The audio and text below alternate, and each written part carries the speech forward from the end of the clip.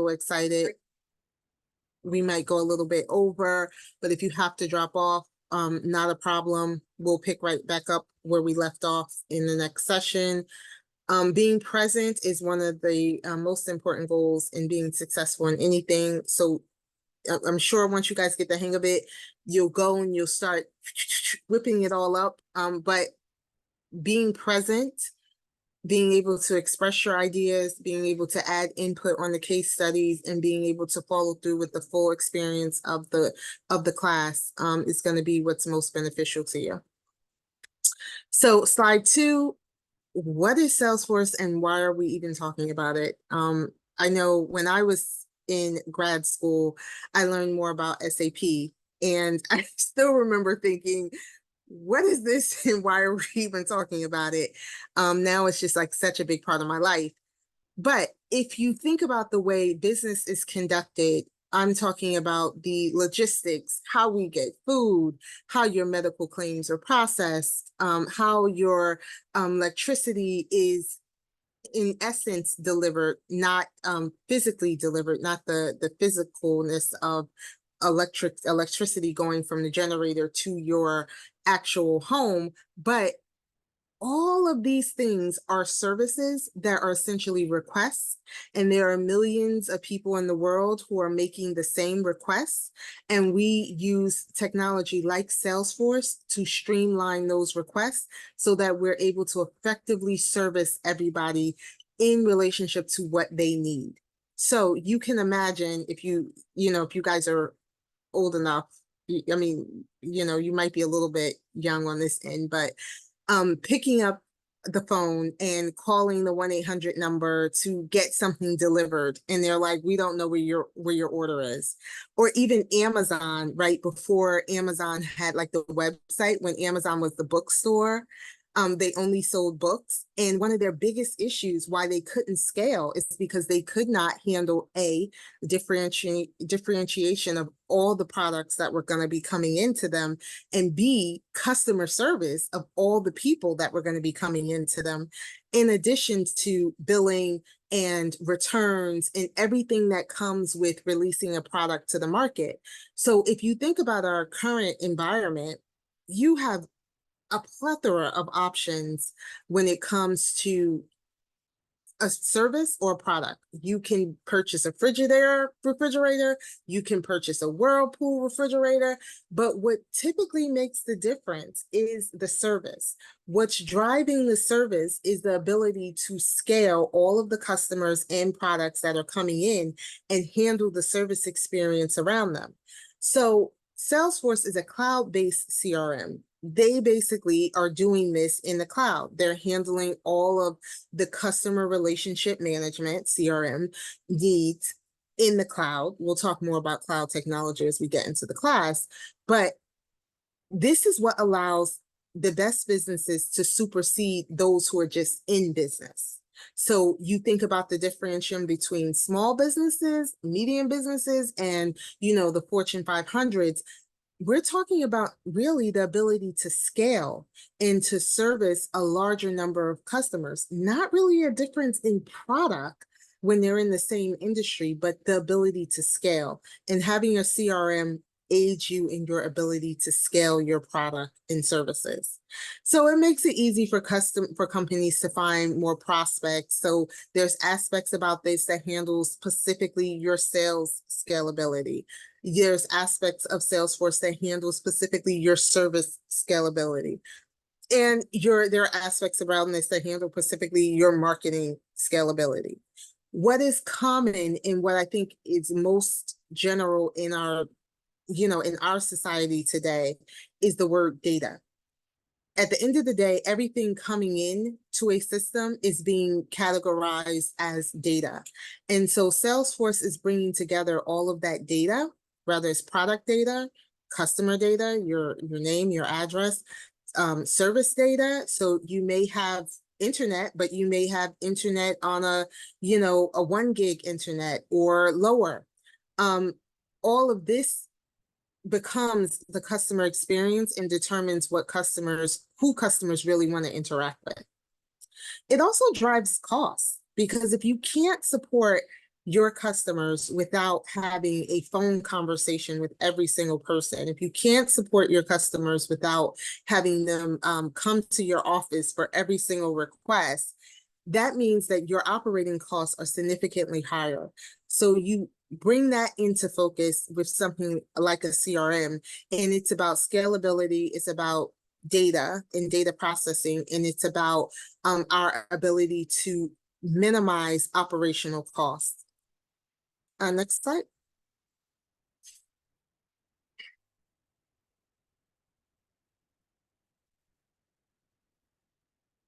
So Salesforce is, again, it's based in the cloud. We're going to dig a lot more about what the cloud is, but essentially we have, two ways of kind of dealing with data now. It's either on-prem, or meaning it's in a premises, it's in your house, it's in your CPU on your computer, or it's in a big data center like Amazon, and people are purchasing to use that data in the cloud so that they don't have to kind of bog down their machines with housing a whole bunch of customer data on it. What we find that is, as we unify this data, we're able to drive more productivity and personalize the customer experience. Next slide. So now we get into why Salesforce. Why Salesforce? Everything you see on this screen is every other CRM, every other customer relationship management database that is out there. And if they're significant enough to gain some market share, they're out there. And basically, they've been plotted on this chart to say, where are they on the satisfaction scale? And rather they're a contender, rather they are just a niche market. They're offering a CRM, but it may be a CRM specifically for small business owners who are in the dog walking service, and they don't offer any other relationship management tools except for dog walkers. And then where are they in performance wise? Because again, all of this is about data. Everything that's coming in is data and how we have the ability to process it. And as you can see, Salesforce is high on the satisfaction scale, as well as they're a leader in this space. I think it's primarily because their ability to continue to innovate. However, SAP is hot on their tails in releasing new technology, trying to kind of do this same scaling process. But SAP does have the history here, so they are a contender because they had the market share in the beginning. A lot of these other CRMs get more specific in relationship to the technical resource that you have to support it, or the technical kind of your ability to digest it. Rather, you can do more self-service versus if you have any technical acumen, or costs. Like, it does cost to implement something like a Salesforce or a SAP solution, and market share. So these companies who are leaders in this space typically are cornering the market in the bigger companies, or they have grabbed a large share, like Hub has grabbed a large share of the mid to small business units. So what this means for all of you is that learning about CRM in general opens up the opportunities that you see on this screen. So the opportunity to enter into any of these markets and understand the concept of what a CRM is, and how you should be able to at least approach it. What we're going to do is go into what a CRM is, what cloud technology in relationship to storing data looks like, and then how do we manipulate it to work for our benefit. So I'm going to pause here and see if you guys have any questions.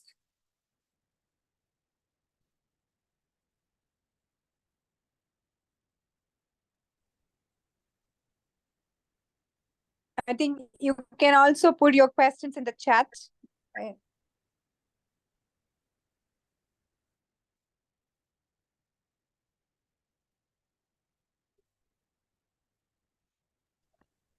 No questions?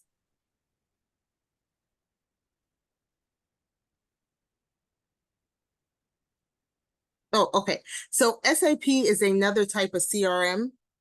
Um, I'll show you during the class, I guess, during the beginning, I'll give you a little glimpse into some of the competitors, just so that you can kind of get a look, a little bit of the look and the feel.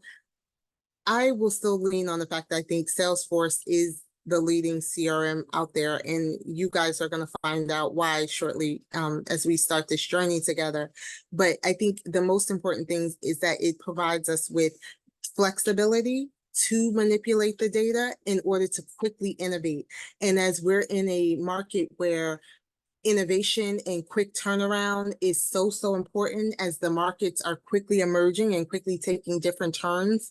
I think companies need that, and they need people who understand these concepts and are able to implement them and release them immediately.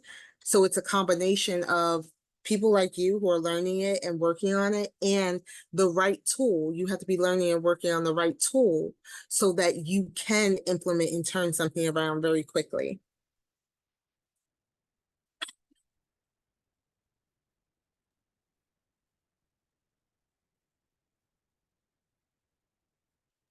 Hey, Jasmine, I have a question for you. So you are telling that the data of the customer is getting stored for the relationship to be maintained in a CRM, right?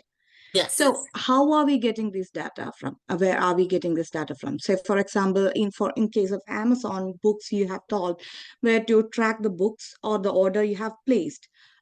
So that is a way that that is a data that you are getting. But what about the rest of the data? What all things that you'll be needing? Say, for example, now Amazon is suggesting you based on your previous order. We are suggesting these might interest you. So how are they?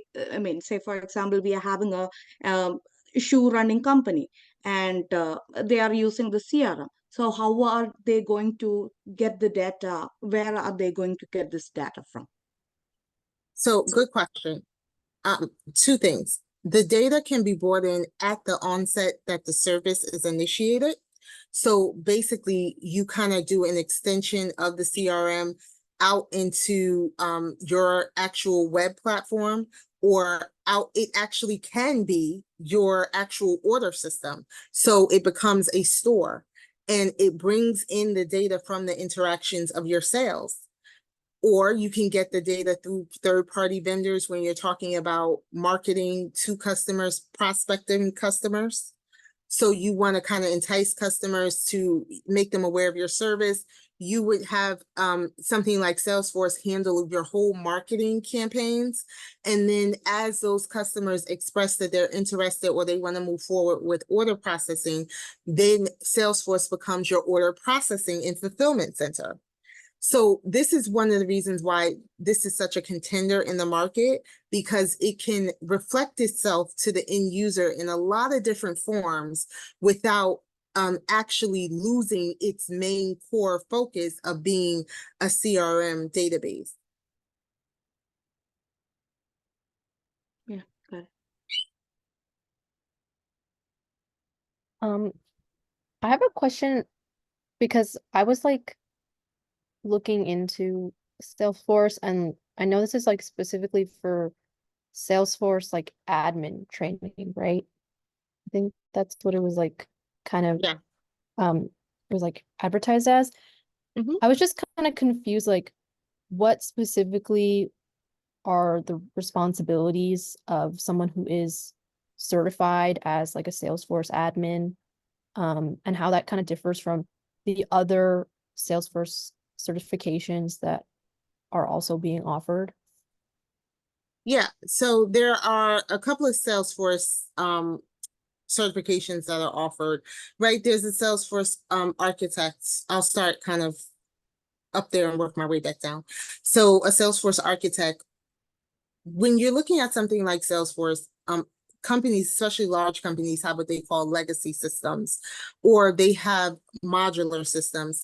Architects will help to look at the data models across those two systems, and they will start to connect the systems so that it makes sense when data is feeding in or being pushed out, and so that you can get the corresponding data that will correspond to the actual process or product that you're actually going to be working on. Now, even though that may sound convoluted, it's not a straightforward, easy task, because when we look at relational data, it's one thing to look at data, but it's another thing to look at the relationships between data.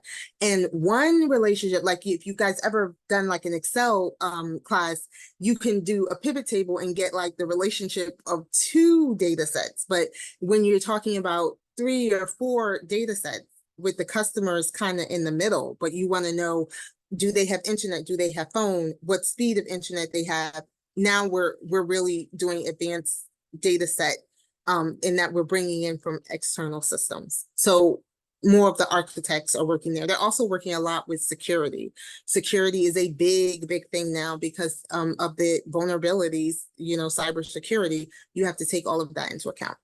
Developers, Salesforce, where it is very dynamic and it offers a lot, it can still require customization.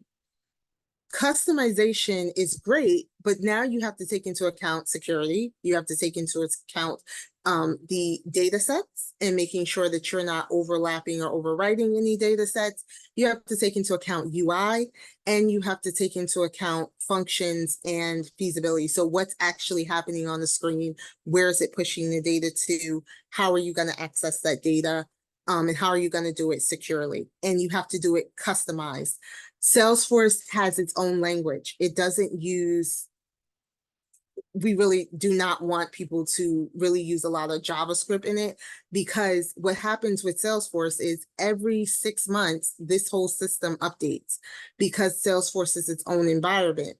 So the more of this kind of customization you do, all of your customization now is not backed by Salesforce. It becomes like your liability to make sure that you are up to code with what Salesforce finds secure. And if it is not, they will push it right out, turn it right off, because they have to keep the whole cloud secure. And then you have to make sure that every new update it's compliant with. So a big job. Then we get down to admins. Admins get to focus more on the permissions, profiles, organizational settings. This class, even though it does say admin, we're going to focus a little blend of thinking about the development process, thinking about the consulting process, and then as in addition to, we probably go a little bit above what an admin typically does, because the profiles, the roles, the permission sets, all very important. Salesforce is an environment where if you have permission set A and I have permission set B, you can't see anything that I can see, but we're both going into the same system. We both can be going into what they call Sales Cloud or Service Cloud, but you're like, I don't see that. Where is it? What's going on?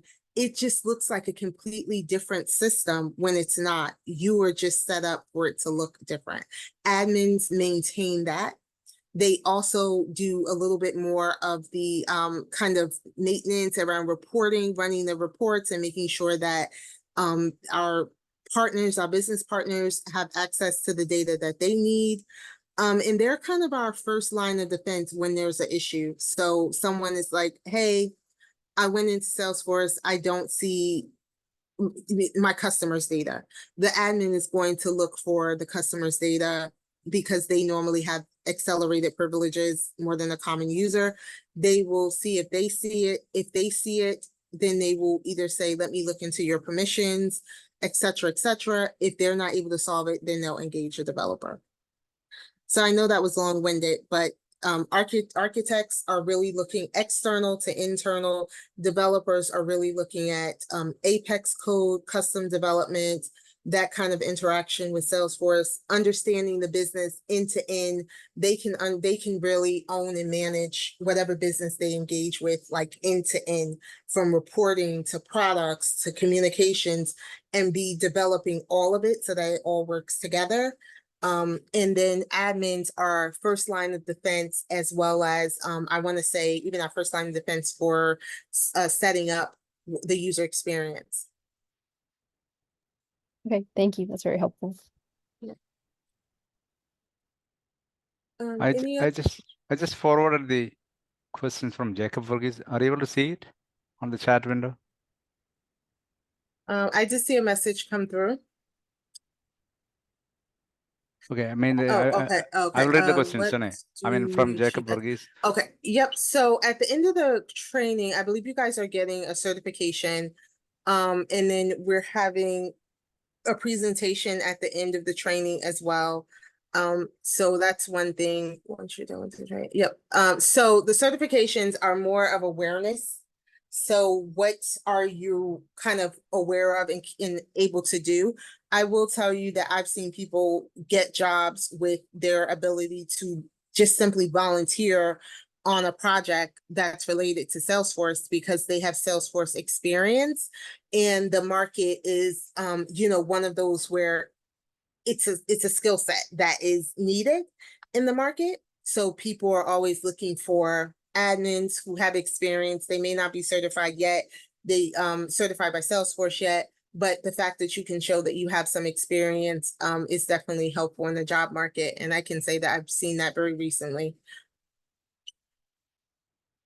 And then I think also here, you'll get a lot of world business experience. We're going to be looking at actual case studies from companies and asking you guys to solve the implementation here to help them develop their system to kind of navigate from some loopholes that they have experienced in the past. And you'll have your development org to show for that. So if you go into a job interview, you'll have your development org to share with whoever is interviewing you to show that you're able to do some level of work in Salesforce.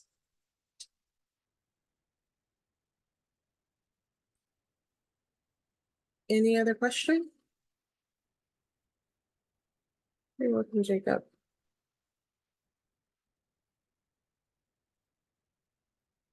Okay. So if we don't have any other questions, I will see you guys at the start of class, but I will turn it back over to Sindhu and the team here at KEAN. No, before we wind up, can you provide the schedule, how the class will be organized, when they need to join, and how the project work, how many teams, things like that? Yep, sure will. 1 second. Let me just. Oh, all right. Can you guys hear me? Yeah. Okay. So we have 4 weeks together, and what we've done is kind of broken those 4 weeks up into about 8 modules. The modules are focused on one, what is cloud computing and the history of cloud computing, an introduction to Salesforce, and getting started with Salesforce and setting up your development orgs for you to work in. Then module 3 and 4, Salesforce and the data model, looking at fields, records, etc., data validation rules. Then moving on to the next class, Salesforce and reporting. So looking at user management, reporting, creating reports, filtering groups. And then we pause to talk about your projects here during that session. The projects are centered around Salesforce and the interaction with Coca-Cola Enterprise, T-Mobile, and 1 second. Sorry, I just skipped one. Adidas. And then a Red Cross. So you can choose between 4 groups to take any one of these case studies for your project. It has a problem statement. So what the customer is looking to improve and what solution I'm expecting to see. And then on the last day of class, you are presenting your case study. You're going to be presenting that in front of the class at our end of the year kind of celebration.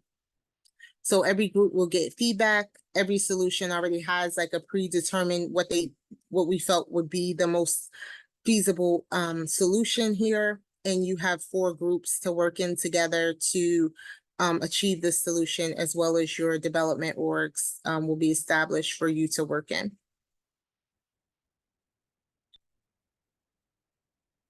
Any questions? And the timing of these Oh, yeah, sessions? it's Monday from 5 o'clock. We go for an hour. The sessions, like, you know, one or two of the sessions may go a little over as we kind of get into more of the conversation around how we're doing this, how we're creating, let's say, the report. Different, you know, conversation can emerge. But if you have to drop off after that hour, it's fine. We'll pick back up on the next class. Okay, so Sindhu, so we will split the existing participants Yeah, into 4 groups. Yeah, go ahead. yeah, go ahead. we will do the split of the 4 groups. Jasmine, just one question. Are you okay to just shift to that 5 to 5:30? I just want to make sure, because I feel like many of the college students may be interning somewhere. Is that a Oh, possibility? yeah, that's great. Yeah, 5:30 is fine. Okay, so just want to make sure, you know, because they may not reach home by that time. Yeah, that's a great time. Okay, sounds good. Yeah, so Jimon, we will split them into groups, and they can, you know, choose the topics. And once they register, the final registration after this information section, then we will share the problems and the module which Jasmine shared with us. Yeah. Okay. So the next step is the final registration based on the information section today. And Jasmine, when do you like to start the first class?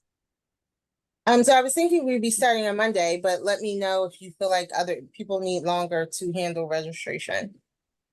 No, No, I I think mean, Monday should be. just want to clarify, registration means we have a $25 Yeah. registration fee. So we will send out the link to your email. So once you submit the payment, all those people will be selected for the next session. Okay. Yeah, Monday should be okay, right? We can start Monday, Jasmine. Like, Yeah, I mean, any of the If- participants, the 5:30 is okay for generally okay for everyone. I mean, if there is any inconvenience, please speak up.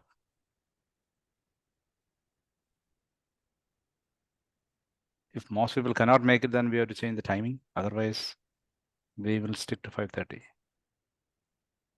and Jasmine, one more question. I think on your office hours, and my understanding is it will be need based. We need to pre-book, right? Yes. Okay. So how many days in advance do you need it? Like, do you any preference? Because you may have a lot of other things, right? So I want to make sure we give enough time to you. Yeah, I think the best way, maybe if we did office hours the hour before class, or if you guys let me know like the prior Monday, hey, I'm gonna need office hours, so I'll just stay after with you for a few, or we can even come before class. Okay, so they can just coordinate with you on a timely basis, right, as we go. Yeah, but we'll Okay. have them on Monday, so they'll either be after the class or before the class. I just need to know who needs them so I can come early or stay later. So Okay, we will. sounds good. So we will have it on Monday and then Tuesday, or only one day in that week. So it's Monday if they need the office hours. If you need office hours outside of Monday, feel free to just shoot me an email. During the class, I'll put up my email address. I'm happy to meet with you guys during the week. The whole point is so that you gain some exposure to Salesforce and that you have something to kind of, you know, show your experience and kind of help you kick off into the job market. So if you need office hours outside of that, please let me know. Okay.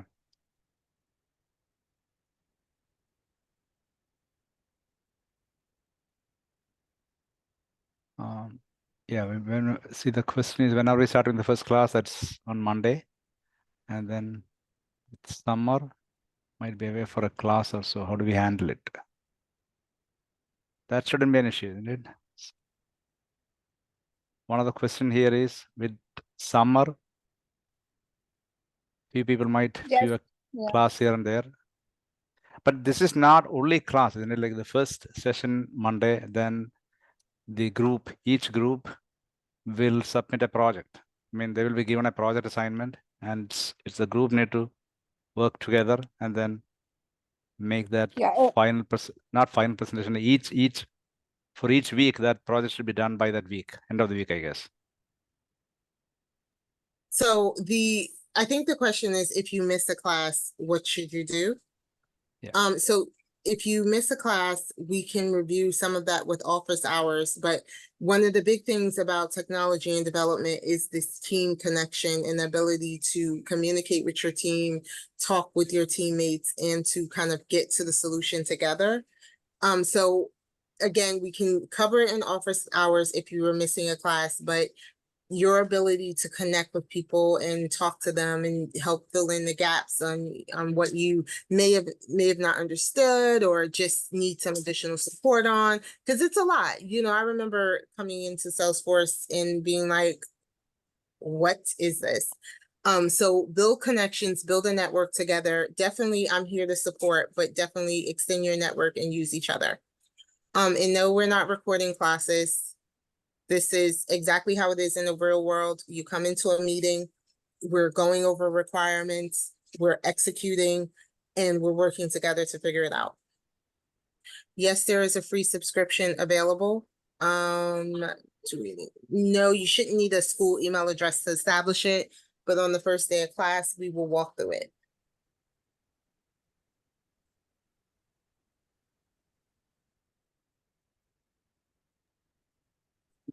Yeah. So again, one thing you'll learn about me is that technology is very important. I love technology, but being able to kind of being that person that can execute and who can pull it together. This is kind of your introduction to how it works in the real world. You come into a meeting, people start talking about requirements, you start figuring it out, you're using me as a support, you're using each other as a support. So I'm going to spend, you know, a good portion of the class going over the concepts, but expecting you to get your hands dirty, hit some bumps in the road, work through your network, and execute and deliver something.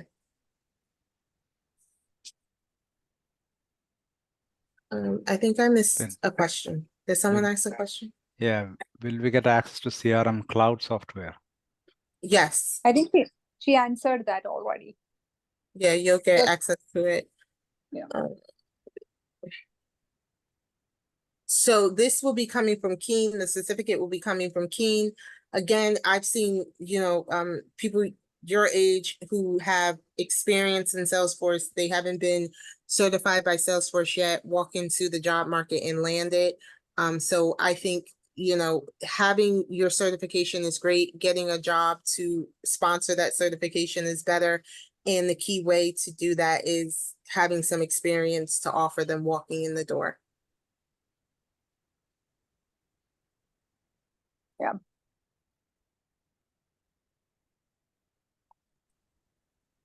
All right, so that seems like all of the questions. Yeah, I think it's we are good. So Jimon, I guess we are good to wrap up, correct? Yeah. So, So you we will send the an payment email. link. So when you get a chance, make that payment, and then we'll send out the Zoom link for Monday, 5:30 p.m. So please. Yeah, so Yeah. it's for 4 weeks. So Jimon, every Monday 5:30, Yeah. recurring. Mhm. And if office hours is needed, we need to make that Zoom link geo. So. Yep. Okay.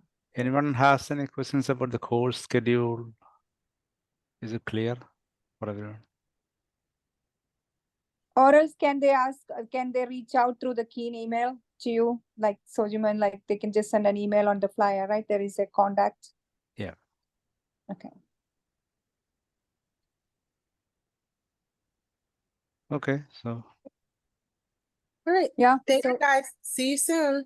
All right. Yeah. Thanks so much, Jasmine. Thank you, Jasmine. I'm so excited, Jasmine. I know you very well through hackathon, so I know how much you love technology. Yeah, and I'm very passionate about development too. I know. Yeah. So I know you guys will do well. Just one more thing. I mean, if anybody has any team preference, like they want certain people in this group to have as teammate, please send an email so we'll include them in that same group. Correct.